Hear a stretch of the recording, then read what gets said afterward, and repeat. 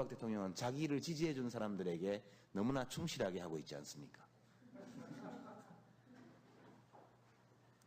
노무현 대통령이 똑같은 방식으로 했다면 어떤 문제에 봉착했을까요? 제가 지금 이명박 대통령에 대해서 갖는 불만은 자기를 지지하지 않았던 사람들을 너무 고려하지 않는다는 겁니다. 노무현 대통령은 반면에 자기를 지지한 사람을 배려하지 않았다고 해서 엄청 욕을 들었죠. 정반대로 지금 가고 있는 겁니다. 예, 어느 것이 좋을까요? 저는 노무현 대통령 쪽이 좋았다고 생각합니다. 지지층을 배신이라는 표현이 적합하다고 가정한다면 굳이 배신하려면 지지층을 배신하는 것이 낫다. 국가를 위하여. 지지층을 만족시키기 위해서 국가를 사유화하는 것만큼 나쁜 일은 없다. 저는 그렇게 생각합니다. 예, 제가 경기도지사가 보는데 그냥 단순하게 경기도 어려운 거 규제 때문입니다. 규제 철폐하겠습니다. 이렇게 말하면 경기도민들이 박수 쳐주시겠죠. 그렇지 않습니까? 그래서 저를 이렇게 몰아대고 계시죠. 김문수 후보님이. 근데 양심을 걸고 말할 수밖에 없습니다. 경기도지사는 경기도만 생각하면 됩니까? 기업하는 사람은 자기가 돈만 잘 벌면 그만입니까? 직원도 생각해야죠.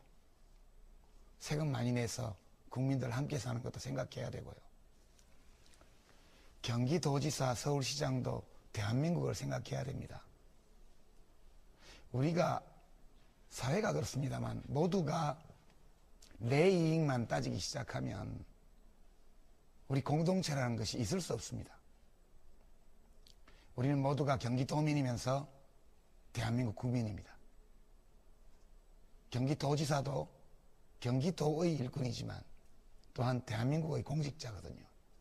양심을 걸고 오로지 지방이야 죽든 말라 죽든 비틀어 죽든 경기도 규제만 완화하면 최고다. 이렇게 해서 경기도지사 되셔서 대한민국 발전에 과연 기여할 수 있을까요? 이걸로 답변을 대신하겠습니다. 그곳은 1985년 4월 1호 법정이었다.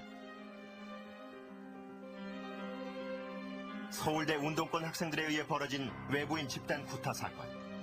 전국을 뒤흔든 이른바 서울대 프락지 사건의 재판이 있었던 그날. 제일 먼저 법정으로 향하는 유시민의 모습은 무엇 하나 두려울 것 없는 당당함 그 자체였다. 시대를 향해 결백을 소리쳐보지만 총학생의 간부였던 유시민은 직접 폭행에 가담하지 않은 배우 세력이 됐다. 1년 6개월의 선고받고 유시민은 즉각 마산교도소로 이송된다.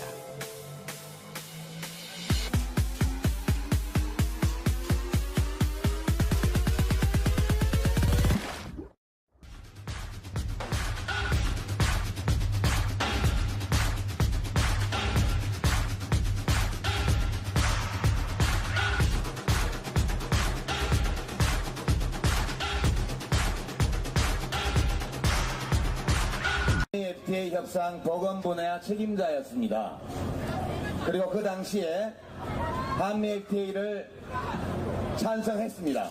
제가 한미 FTA 찬성해서 한미 FTA 협정을 반대하는 쪽으로 생각을 바꾼 데에는 세 가지 이유가 있습니다. 지금도 미국하고 가까워지고 관세를 없애고 서로 많이 경제적으로 교류하면 한국 경제가 좋아지고 우리 국민들의 삶이 더 좋아지지 않겠는가 하는 기대를 가지신 분들이 혹시 나중에라도 저희 말씀을 들으신다면 이 세 가지 이유를 함께 좀 생각해 주시기를 청합니다. 첫째, 지금 국회에 와 있는 한미 FTA 협정안은 2007년도에 합의했던 협정안과 같지 않지요? 그 당시에도 미국 행정부가 30개월 이상 소고기와 뼈 이런 것들을 수입하라고 요구했지만 30개월 미만 뼈 없는 살코기 이렇게 미국의 요구를 거절했습니다. 그리고 자동차 분야에 미국의 요구를 전폭적으로 들어준 것 역시 2006년, 2007년 협상 때에도 미국이 요구했던 내용이고 협상 과정에서 모두 거절되었고 미국도 받아들였던 바로 그 내용 아닙니까? 이 두 가지 변경된 상황을 보면 지금의 이 한미 FTA 협정문은 2007년도 노무현 대통령이 서명했던 그 협정과는 다르기 때문에 반대합니다. 둘째, 그러면 소고기 문제는 아니고 자동차 문제 없으면 찬성할 거냐? 원안이라면 찬성할 거냐? 그렇지 않습니다. 그 당시에는 2008년, 2009년 세계 경제를 굉장히 어렵게 만들었던 미국발 금융위기가 생기기 전 상황입니다. 그리고 이 미국식 신자유주의 제도가 전 세계 경제를 일거에 위기에 몰아넣는다는 것을 아직 잘 모를 때입니다. 지금 이 시점에서 이미 미국식 신자유주의의 파산이 명백해졌고 그런 마당에 파생금융상품 판매를 비롯해서 2006년, 2007년 당시 국제금융권에서 일반적으로 받아들여지던 모든 것들이 열려진 이 협정은 원안이라도 체결해서는 안 되고 지금이라도 폐기하는 것이 변경된 상황에서 국익에 부합하는 것이다. 이렇게 생각합니다. 세 번째, 제가 한미 FTA 협정 보건 분야 협상을 할 때 제가 한 거에 대해서도 잘했다 못했다 여러 가지 얘기가 있습니다. 그 말씀 안 드리겠습니다. 그때만 해도 한미 FTA 관계 장관회의를 여러 차례 했고 거기에서 ISD나 IPR 문제도 제가 거론하고 했습니다만 저는 당시에 이 협정문이 미국에서나 한국에서나 국내법과 동일한 효력을 갖는 행정협정인 것으로 알고 협상했습니다. 만약 이것이 우리나라에서는 국내법 위에서는 헌법까지 침해하는 그런 높은 위상을 가지고 있고 반면 미국에서는 연방법은 물론이요 주법조차도 이 협정문의 위에 있는 것이고 이 협정문이 그 아래에 있는 것이라면 이것은 동등한 권리와 존엄을 가진 주권국가 사이에서 비준되어서는 안 되는 불평등 협정이다. 지금 저는 그렇게 생각합니다. 이 세 가지 이유 때문에 평소에 자유로운 교육, 개방 이런 것들에 대해서 원칙적으로 찬성하고 있는 견해를 가진 제가 조중동과 한나라당으로부터 말을 바꾼다, 소신을 바꾼다 이런 비난을 받는 한이 있더라도 그런 비난받는 것을 기쁘게 여기면서 한미 FTA 비준 반대를 하게 된 티셔츠에 청색 자켓, 흰색 면바지와 캐주얼한 차림. 개혁당 유시민 의원이 의원 선서를 하기 위해 본회의장 단상에 오르자 한나라당 의석 쪽에서 고함이 터져나옵니다.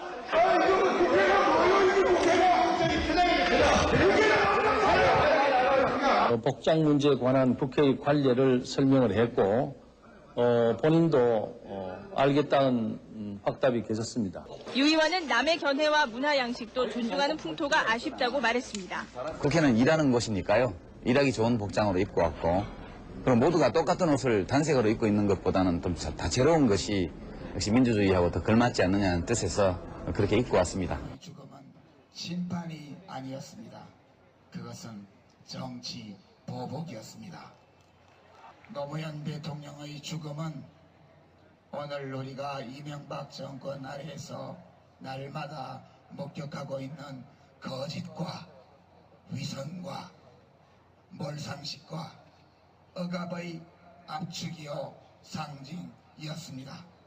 저들은 먼저 노무현 대통령의 사회적 생명을 빼앗았고 정치적 생명을 죽였습니다. 노무현의 죽음은 저들이 저지른 인격살인, 명예살인의 결과였을 뿐이라고 저는 생각합니다. 이 정치보복의 악순환을 막아야 합니다. 이 악순환을 막지 못하면 이명박 대통령 역시 같은 운명을 피할 수 없을 것이기 때문입니다. 참여정부를 다시 심판하겠다고 말하는 것은 노무현 대통령의 무덤을 다시 파헤치겠다는 선언밖에 아니라고 저는 생각합니다.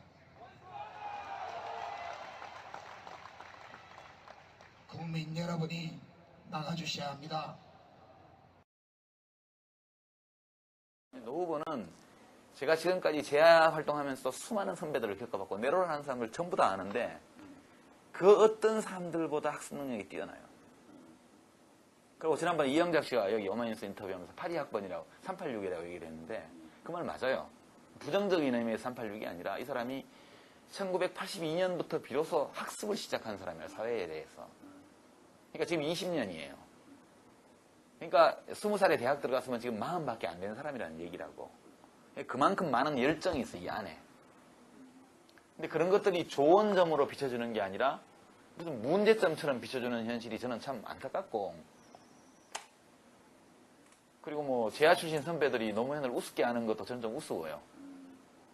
이 사람은 이른바 경제 전문가들과도 얼마든지 토론을 그 레벨에서 할 수 있는 사람이고, 또 자갈치 시장 아줌마들하고 만날 때는 그 레벨에서, 그 수준에서 또 같은 얘기를 할 수 있는 그런 사람이거든요.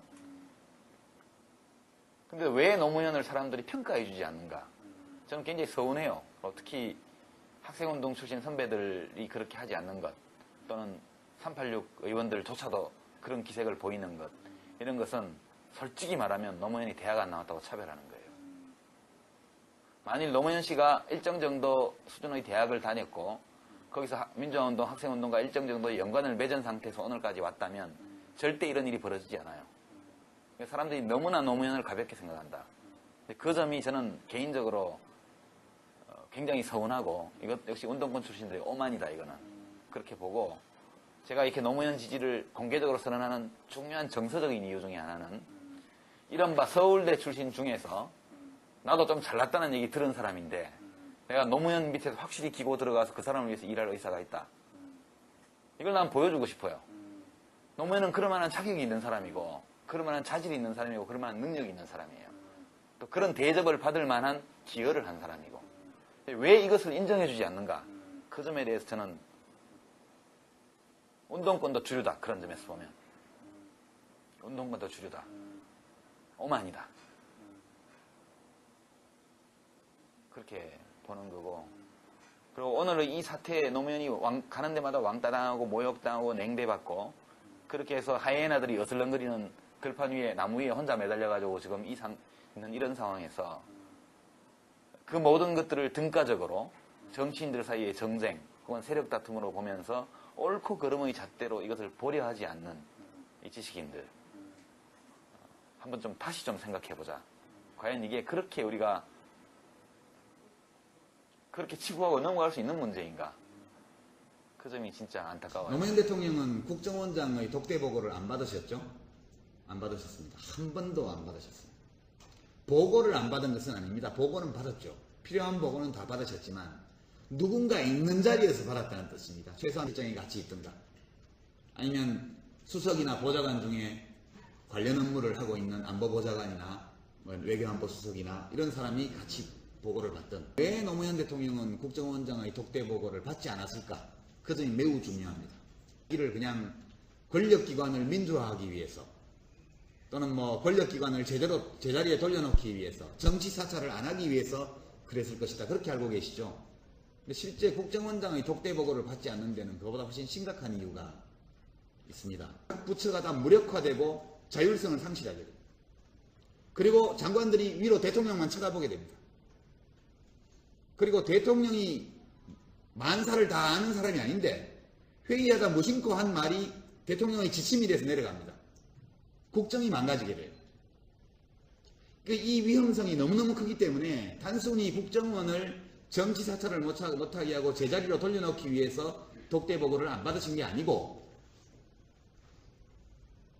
분권과 자율, 이런 원칙에 따라서 정부의 각 부처를 통괄하고 있는 장관들이 독자성과 자율성을 가지고 부처를 운영하면서 청와대와 협조하고 총리실과 협조하고 이렇게 해서 자율적으로 국가기구가 헌법과 법률에 의해서 각 부처에 주어져 있는 권한에 따라서 정부가 잘 운영되도록 하기 위해서 국정원의 독대 보고를 안 받으신 거거든요.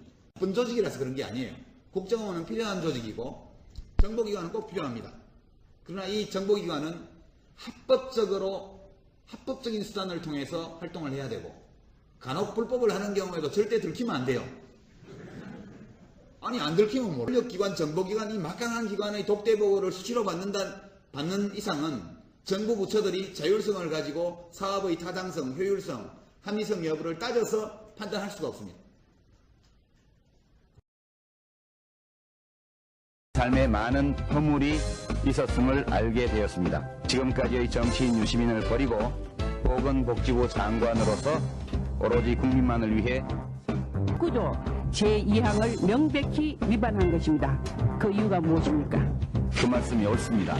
그 신고 의무를 지키지 않은 것입니다. 다만 고의로 회피한 것은 아니었다. 본인도 안 내고 부인도 안 내고 이러는데 보건복지부 장관 할 수 있겠습니까? 평가받는 제 입장에서는 좀 말씀드리기 어렵고 위원님들께서 평가해 주시면 좋겠습니다. 후보해 주신 지금까지의 언행은 과연 장관직을 수행할 자격을 갖추고 계시는지 나는 한나라당 당면의 역사적 사명을 띠고 태어난 사람이다라고 그 정의는 해로운 벌레 따위를 죽여 없애는 것. 그 사용 예로는 기생충 당멸 또는 해충 당멸인 저희 한나라당 의원님들은 당멸될까 무서워서 어떻게 진료를 하겠습니까? 과하게 말한 겁니다. 제가 그런 표현을 쓴 거에 대해서 많이 반성했습니다. 박근혜 대표는 전역 유승민 의원 등 초짜들이 써주는 것을 대충 잊고 있다고 비하가라는 과한 표현이 있다고 생각합니다. 앞으로는 그런 표현 안 쓰시겠죠? 예, 그렇게 하겠습니다. 한나라당과 대하는 것보다 항공기 납치범을 다루는 게 더 쉽다라고 한나라당이 어디 패러디선입니까? 언어 순화 교육부터 하시는 것이 주신 말씀이 일리가 있다고 생각을 하고 깊이 새기겠습니다. 영향 없으십니까? 보겠습니다. 당당하게 한번 한 점 의혹 없이 탈세 이런 의혹을 받으실 필요 없이 청문회 통과하기 좋지 않습니까? 존경하는 박지원 의원님께서 네. 뭐 제가 숨겨놓고 있는 거 찾고 계시면 네. 그냥 여기서 물어보시죠. 그게 아니고 그게 아니고 저희들이 좀 관세를 없애고 서로 많이 경제적으로 교류하면 한국 경제가 좋아지고 우리 국민들의 삶이 더 좋아지지 않겠는가 하는 기대를 가지신 분들이 혹시 나중에라도 저희 말씀을 들으신다면 이 세 가지 이유를 함께 좀 생각해 주시기를 청합니다. 첫째, 지금 국회에 와 있는 한미 FTA 협정안은 2007년도에 합의했던 협정안과 같지 않지요? 그 당시에도 미국 행정부가 30개월 이상 소고기와 뼈 이런 것들을 수입하라고 요구했지만 30개월 미만 뼈 없는 살코기 이렇게 미국의 요구를 거절했습니다.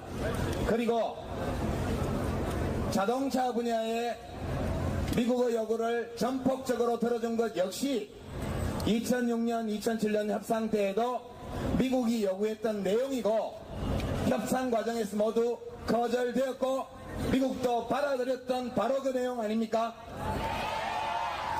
이 두 가지 변경된 상황을 보면 지금의 이 한미 FTA 협정문은 2007년도 노무현 대통령이 서명했던 그 협정과는 다른 예, 저를 이렇게 몰아대고 계시죠?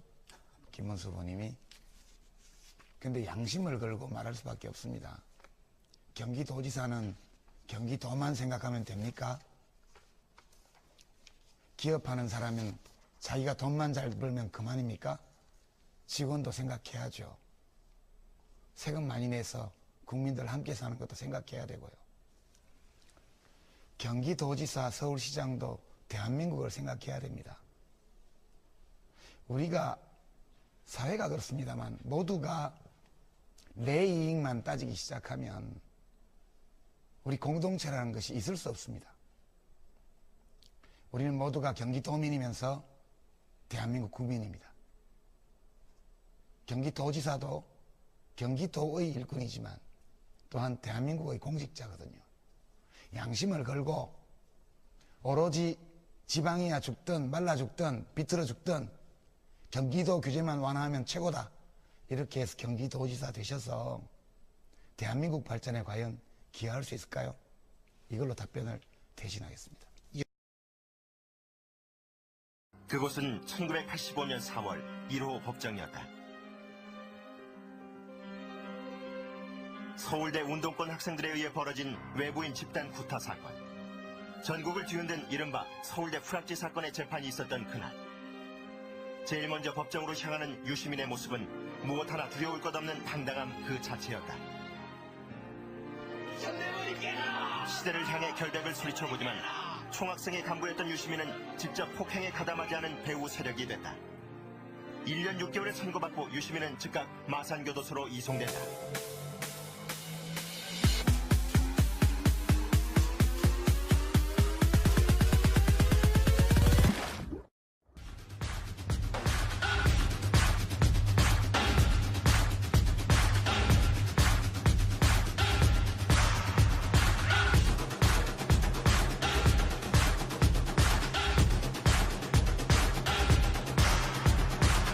FTA 협상 보건 분야 책임자였습니다.